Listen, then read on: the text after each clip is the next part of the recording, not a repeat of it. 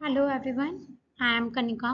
आज के हम अपने इस वीडियो में देखने वाले हैं टेक्निक्स इन एआई कि कौन कौन सी टेक्निक्स हैं जो हम आर्टिफिशियल इंटेलिजेंस के अंदर यूज़ करते हैं। टेक्निक्स कह सकते हैं, अलग अलग अप्रोचेस या अलग अलग ब्रांचेस कह सकते हैं जो हमारे आर्टिफिशियल इंटेलिजेंस के अंदर काम आती हैं। ये कौन कौन सी टेक्नोलॉजीज आज के टाइम में आ चुकी हैं जो हम आर्टिफिशियल इंटेलिजेंस के अंदर यूज़ करते हैं। ठीक। So basically artificial intelligence techniques होती क्या हैं, वो हमारे वो अप्रोचेस और वो मेथड्स होते हैं जिनकी मदद से हम आज के टाइम में इंटेलिजेंट सिस्टम्स को बिल्ड कर सकते हैं। इंटेलिजेंट सिस्टम्स का मतलब इस तरीके के सिस्टम्स को क्रिएट करना जो बिना ह्यूमन इंटरवेंशन के, बिना ह्यूमन की मदद लिए खुद से अपने सारे काम कर सकते हैं, खुद से डिसीजंस ले सकते हैं, खुद से कुछ सोच सकते हैं और उस सोच समझ से खुद से कुछ काम कर सकते हैं। दो systems are known as intelligent systems. तो अगर मैं इस एआई टेक्निक्स के अंदर सबसे पहली टेक्निक या सबसे पहले टेक्नोलॉजी की बात करती हूँ, दैट इज मशीन लर्निंग, जिसे हम शॉर्ट में बोलते हैं एमएल। अब इस एमएल के अंदर किस किस तरीके की हमारी लर्निंग्स आती हैं, एज वी ऑलरेडी नो हमारी 4 तरीके की लर्निंग हम इसके अंदर पढ़ते हैं। First one is supervise learning, second one is unsupervise learning, third one is re learning and fourth one is semi supervise learning. अगर मैं बात करती हूँ सुपरवाइज लर्निंग की, सुपरवाइज लर्निंग का मतलब होता है जब हम ऐसे मशीन लर्निंग मॉडल्स बनाएं कि हम उन्हें प्रॉपर सुपरविजन प्रोवाइड करें, प्रॉपर गाइडेंस प्रोवाइड करें कि हाँ भाई आपको किस तरीके से काम करना है। हम उन्हें इनपुट डेटा भी प्रोवाइड कराएं, हम उन्हें आउटपुट डेटा भी प्रोवाइड कराएं और हम क्या चाहें, हम चाहें कि वो उस इनपुट और आउटपुट डेटा की मदद से अपना काम परफॉर्म कर सकें, अपने काम को कंप्लीट कर सकें। सुपरवाइज के अंदर जैसे हमारी आती हैं क्लासिफिकेशन एल्गोरिथम्स आती हैं एंड रिग्रेशन एल्गोरिथम्स आती हैं। क्लासिफिकेशन मतलब जो क्लासिफिकेशन करके दे रही हैं आइदर इन 2 क्लासेस और इन 3 क्लासेस। रिग्रेशन का हमारा मतलब होता है कि हम क्या करते हैं इसमें इंडिपेंडेंट और डिपेंडेंट वेरिएबल्स के बीच में रिलेशनशिप को फाइंड आउट करने की कोशिश करते हैं। रिग्रेशन के अंदर आपने शायद 2 तरीके के रिग्रेशन पढ़े भी होंगे, linear regression and logistic regression. ठीक है, आपका लीनियर रिग्रेशन होता है, आपका लॉजिस्टिक रिग्रेशन होता है। इन्हीं की मदद से आप इंडिपेंडेंट और डिपेंडेंट वेरिएबल्स के बीच में क्या करते हो, रिलेशनशिप को फाइंड आउट करते हो। अगर मैं बात करती हूँ अनसुपरवाइज लर्निंग की, अनसुपरवाइज लर्निंग का मतलब है कि आपको अनलेबल डेटा प्रोवाइड कराया गया होगा। अनलेबल डेटा का मतलब आपको इनपुट दिया गया होगा लेकिन आपको उस डेटा के अंदर खुद से कुछ पैटर्न्स फाइंड आउट करने होंगे और उन पैटर्न्स के बेसिस पे आप कुछ क्लस्टरिंग करते हो, कुछ अलग अलग क्लस्टर्स बनाते हो, आप कुछ आउटपुट डिजाइन करते हो उन पैटर्न्स के बेसिस पे, उन सिमिलैरिटी के बेसिस पे। ठीक है, जैसे आपने अनसुपरवाइज के अंदर शायद पढ़ा होगा क्लस्टरिंग। क्लस्टरिंग के अंदर भी आता है हमारे जैसे के means clustering, density based clustering. ठीक है, डेंसिटी बेस्ड मीन्स हम इसमें यूक्लिडियन डिस्टेंस वगैरह कैलकुलेट करते हैं और उसके बेसिस पे हम जो है अपने क्लस्टर्स को डिफाइन करते हैं। के मीन्स में के का मतलब होता है कि नंबर ऑफ क्लस्टर्स ऑलरेडी बता देना कि हाँ हमारे क्लस्टर्स आगे जाके इन आउटपुट कितने क्लस्टर्स बनने वाले हैं, तो हम उसी के अकॉर्डिंग सिमिलैरिटी पैरामीटर्स को डिसाइड करते हैं। ठीक है, अनसुपरवाइज लर्निंग के अंदर ही आपका एक आता है डायमेंशनैलिटी रिडक्शन। डायमेंशनैलिटी रिडक्शन के अंदर आपने शायद एल्गोरिथम्स पढ़ी होंगी, पीसीए प्रिंसिपल कंपोनेंट एनालिसिस, ऐसी है कि टीसीएनई, ये कुछ अलग एल्गोरिथम्स होती हैं जो डायमेंशनैलिटी रिडक्शन का काम करती हैं। मीन्स कोई डायमेंशन दे रखी है, आपको कुछ एल्गोरिथम्स लगा के डायमेंशन को, डेटा के डायमेंशन को क्या करना है, रिड्यूस करना है। ठीक।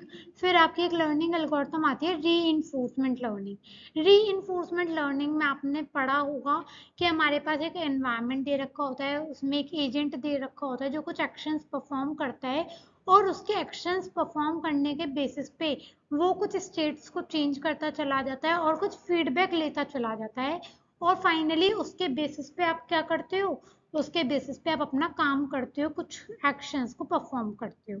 ठीक है, जो फीडबैक मिलेगा, अगर फीडबैक पॉजिटिव होगा तो ठीक, फीडबैक नेगेटिव होगा तो आप क्या करोगे, आप उसे फिर से इम्प्रूव करने की कोशिश करोगे जिससे कि वो गिवन एनवायरनमेंट में अच्छे से काम कर सके। वही कहलाता है आपका री इन्फोर्समेंट लर्निंग। इसके अंदर अलग अलग एल्गोरिथम्स आती हैं जैसे कि क्यू लर्निंग आता है। ठीक है, डीप क्यू नेटवर्क्स आता है जिसे हम शॉर्ट में DQN भी बोलते हैं। तो ये हमारी कुछ री इन्फोर्समेंट लर्निंग होती है। जैसे आपने गेम सुना होगा, मारियो गेम होता है, या अभी लेटेस्ट जो भी आज के टाइम पे चल रहा है, डेट इज सबवे सर्फर। उसमें एक एजेंट होता है जो एनवायरनमेंट में कुछ ना कुछ एक्शंस परफॉर्म करता जाता है, उसे गोल्ड कॉइन्स मिलते जाते हैं, वो उन्हें कलेक्ट करता जाता है, या फिर बीच बीच में कुछ प्राइजेस उसे मिलते चले जाते हैं। स्केट बोर्ड मिल जाता है, शूज मिल जाते हैं, है ना। इस तरीके से उसे प्राइजेस मिलते चले जाते हैं। वो क्या है, वो एनवायरनमेंट में एक्शंस परफॉर्म कर रहा है, वो फीडबैक्स कुछ रिवॉर्ड्स लेता चला जा रहा है, और उसके बेसिस पे आगे अपने आप को इम्प्रूव करता चला जाता है वो एनवायरनमेंट में। So basically this is the example of री इन्फोर्समेंट लर्निंग। ऐसे इसमें आपकी एल्गोरिथम आती है सेमी सुपरवाइज लर्निंग। बेसिकली हम कह सकते हैं कि जो ये सेमी सुपरवाइज लर्निंग है, ये आपके सुपरवाइज और अनसुपरवाइज का कॉम्बिनेशन होता है। मीन्स हम इसमें कुछ पार्ट सुपरविजन का भी रखते हैं और कुछ पार्ट ऐसा भी रखते हैं जो अनसुपरवाइज लर्निंग का पार्ट होता है। तो ये सेमी सुपरवाइज लर्निंग आपका मिक्स होता है सुपरवाइज और अनसुपरवाइज का। तो ये आपकी पहली टेक्निक थी आर्टिफिशियल इंटेलिजेंस के अंदर, that is machine learning. Second one, second approach, second technique, second technology in AI is deep learning, DL. अब इस deep learning के अंदर आप क्या क्या पढ़ते हो? इस deep learning के अंदर आप ANNs पढ़ते हो जिसे हम artificial neural network बोलते हैं, CNN पढ़ते हो जिसे हम convolutional neural network बोलते हैं, RNN पढ़ते हो, RNN का ही एक एडवांस वर्जन होता है आपका LSTM, LSTM का ही एक एडवांस वर्जन होता है GRU, गेटेड रिकरेंट यूनिट। ठीक है, तो ये आपके RNN होते हैं जिसे आप डीप लर्निंग के अंदर पढ़ते हो। ठीक ठीक है, तो ये आपके वर्जन्स होते हैं कुछ रिकरेंट न्यूरल नेटवर्क के, दैट इज RNN। फिर आता है आपके इसके अंदर ट्रांसफॉर्मर्स। अब ट्रांसफॉर्मर्स किस चीज पे काम करते हैं? बेसिकली ट्रांसफॉर्मर्स हमारे काम करते हैं NLP पे।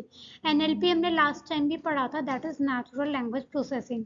कुछ आपके ट्रांसफॉर्मर के वर्जन्स होते हैं, कुछ विजन्स होते हैं, जैसे कि विजन ट्रांसफॉर्मर हो गया, BERT बर्ट एक एल्गोरिथम होती है, GPT एक ट्रांसफॉर्मर हो गया आपका। ठीक है, ये अलग अलग वर्जन्स होते हैं जिस जिस तरीके से हमें काम करना होता है।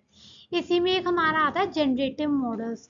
जनरेटिव मॉडल्स होते हैं जो आपके सेगमेंटेशन वगैरह से रिलेटेड आपके कुछ टास्क होते हैं, उसमें अपने एक्शंस परफॉर्म करते हैं, like that of GANs, VAEs जिसे हम विजुअल ऑटो एनकोडर्स की बात करते हैं तब हम पढ़ते हैं, या फिर हमारे डिफ्यूजन मॉडल्स। डीप लर्निंग के अंदर हम जितने भी न्यूरल नेटवर्क की बात करते हैं, सारे हमारे नेचुरल न्यूरल नेटवर्क जो हमारे होते हैं, बायोलॉजिकल न्यूरल नेटवर्क, उसके ऊपर काम करते हैं। ठीक है, हमारे इन न्यूरल नेटवर्क की अगर मैं बात करूं, जैसे हमारा ब्रेन में न्यूरल नेटवर्क होता है जो कि हमारा नेचुरल प्रोसेसिंग करता है, जिस तरीके से मिलियन ऑफ न्यूरॉन्स हमारे एक दूसरे से कनेक्टेड होते हैं और वो एक लेयर से दूसरी लेयर पे अपनी इंफॉर्मेशन को पास करते हैं, उसी तरीके से हमारे ये सारे न्यूरल नेटवर्क्स बने होते हैं, लाइक ANN, CNN, RNN। अगर मैं CNN की वर्किंग की बात करूं, तो बेसिकली कॉन्वोल्यूशनल न्यूरल नेटवर्क क्या होता है, इसके अंदर हमारे मल्टीपल टाइप ऑफ ऑपरेशंस चलते हैं, like convolution operation, pooling operation. हम इसके अंदर कुछ एक्टिवेशन फंक्शंस यूज करते हैं अलग अलग, जैसे कि ReLU activation function, sigmoid activation function, softmax activation function. कुछ ऑप्टिमाइजर्स यूज करे जाते हैं जो कि बैक प्रोपोगेशन में काम करे जाते हैं।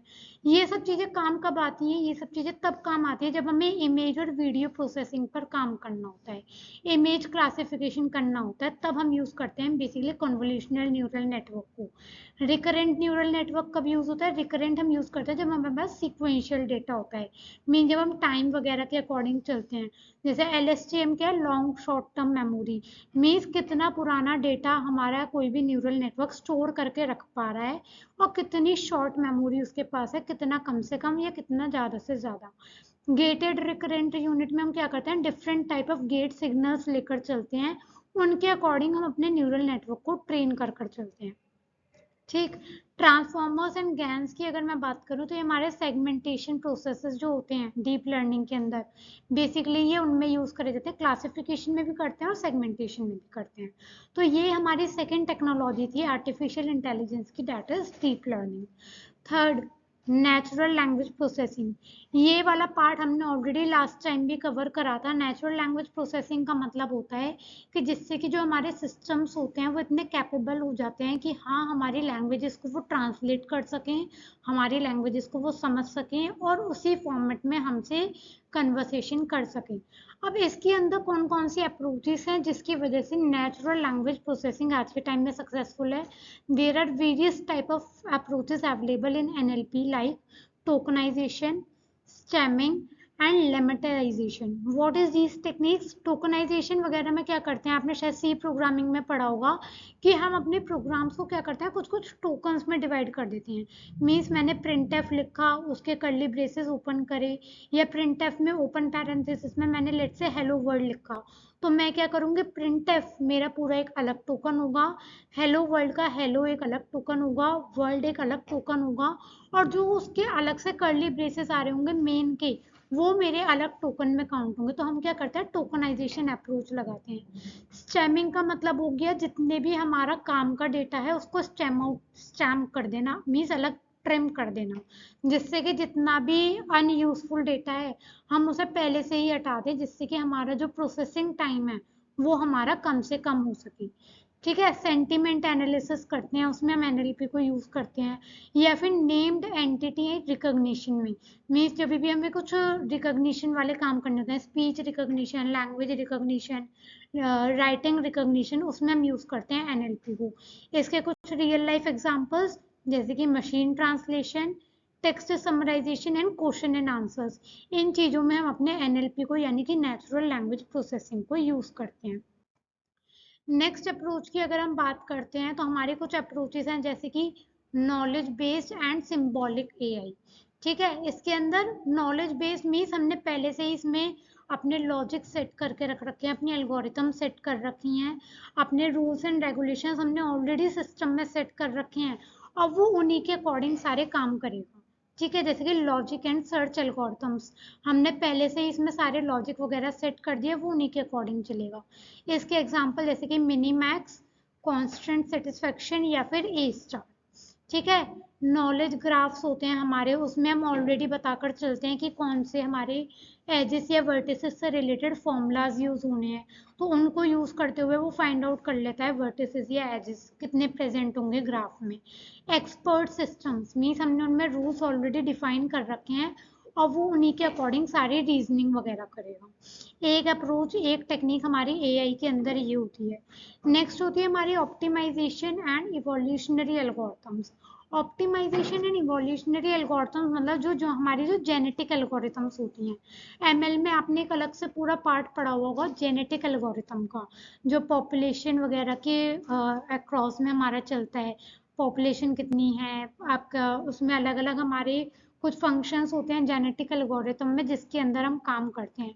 जैसे कि एक एल्गोरिथम होती है हमारी पार्टिकल स्वान ऑप्टिमाइजेशन, ऑप्टिमाइजेशन के लिए काम करती है। ऑप्टिमाइजेशन का मतलब होता है जो भी हमने रिजल्ट, जो हमें आउटकम मिला है उसे ज़्यादा से ज़्यादा आगे फॉर द फ्यूचर पर्पसेस उसे और भी ज़्यादा इम्प्रूव करना, अलग अलग केसेस लेकर चलना और उसके बेसिस पे अपने सिस्टम को इम्प्रूव करना, सो डैट हम इसे हर काम में यूज कर सकें। एक होता है हमारा इसी के अंदर ग्रेडियंट डिसेंट के वर्जन। आपने जब आपने ऑप्टिमाइजर्स पढ़े होंगे डीप लर्निंग के अंदर, तो उसमें हमारे अलग अलग ग्रेडियंट डिसेंट के ऑप्टिमाइजर्स चलते हैं, like gradient descent, stochastic gradient descent, mini batch stochastic gradient descent. ठीक है, ये आपने ये पढ़ा होगा, एडम ऑप्टिमाइजर पढ़ा होगा, जो हमारे इन सबका सबसे लेटेस्ट वर्जन निकल कर आता है, जिसे हम आज के टाइम में सबसे ज़्यादा यूज़ करते हैं डीप लर्निंग कोडिंग। ठीक, ऐसे ही आपका एक होता है हमारा finally last approach in AI, that is robotics and perceptron. Means आज के टाइम में हमें पाथ प्लानिंग करनी होती है, सेंसर फ्यूजन का काम करना होता है, ऑब्जेक्ट डिटेक्शन का काम है, कुछ पार्टिकल या फिर कुछ ऑब्जेक्ट रिकॉग्निशन का काम है, उसके लिए जो हम कंप्यूटर विजन अप्रोचेस यूज करते हैं, उन सब में भी हमारा जो काम होता है दैट इज आर्टिफिशियल इंटेलिजेंस। तो ये भी इसलिए रोबोटिक्स हो गया। परसेप्ट्रॉन मतलब वही जो न्यूरल नेटवर्क होता है, सबसे पहले न्यूरल नेटवर्क जो क्रिएट करा गया था एआई के अंदर, उसका नाम रखा गया था परसेप्ट्रॉन, परसेप्शन, क्योंकि जो कुछ हमारे जो हमारा बायोलॉजिकल न्यूरल नेटवर्क होता है उसके ऊपर चलते हैं। तो ये सारे कुछ हमारे एआई के अंदर टेक्निक्स एंड टेक्नोलॉजीज थी जिनको हमने कवर करा। इनमें कोई डाउट हो तो आप पूछ सकते हैं। Thank you.